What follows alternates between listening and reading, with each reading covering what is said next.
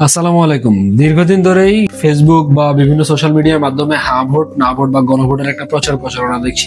অনেকের সাথে কথা বলে মনে হলো যে হ্যাঁ ভোট দিলে কি হবে বা না ভোট দিলে কি হবে, কি সুবিধা পাবেন কি অসুবিধা হবে এই বিষয়ে অনেকে জানেই না। প্রতিবার যেমন আপনি জাতীয় নির্বাচনে একটি ভোট দিতে পারতেন, এবার দুইটি ভোট দিতে পারবেন। একটি হচ্ছে জাতীয় নির্বাচনের প্রতীকী ভোট, মানে যে দলকে আপনি সরকার ক্ষমতায় দেখতে চান সেই দলের প্রতীকে ভোট দিবেন, পাশাপাশি একটি গণভোটে অংশগ্রহণ করতে পারবেন। এই হ্যাঁ ভোট দিলে আপনি কি কি সুবিধা পাবেন সেটা আগে জেনে নেই।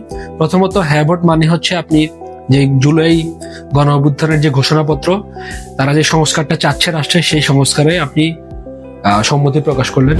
হ্যাঁ ভোট মানে হচ্ছে কোনো সরকার চাইলে 10 বছরের বেশি ক্ষমতায় থাকতে পারবে না, যার কারণে দীর্ঘ যে ক্ষমতার থাকার পথ সেটা বন্ধ হয়ে যাবে।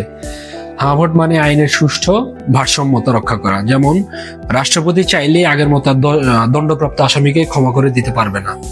হ্যাঁ ভোট দিলে আপনার মৌলিক অধিকার অক্ষুণ্ণ থাকবে। জুলাই গণ অভ্যুত্থানে যেমন ইন্টারনেট সেবা সরকার বন্ধ করে দিত, সেটা আর পারবে না। পাশাপাশি ইচ্ছা মতো কোনো সংবিধান পরিবর্তন করতে পারবে না সরকারি দল চাইলেই।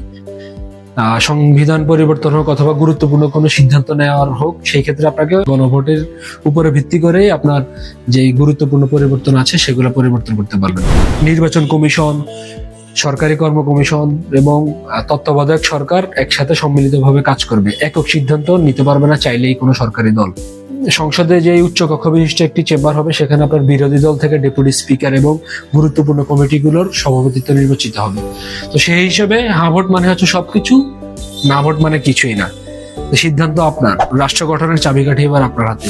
এই হ্যাঁ ভোটের মাধ্যমে বা এই নির্বাচনে আপনি শুধু একটি সরকারি নির্বাচন করবেন না, আপনার আমার এবং দেশের যে রাষ্ট্রের ভবিষ্যৎ সেটি নির্বাচন করবেন। সো সিদ্ধান্ত আপনার, ভেবে দেখুন হ্যাঁ ভোট দিবেন না ভোট দিবেন। আসসালামু আলাইকুম।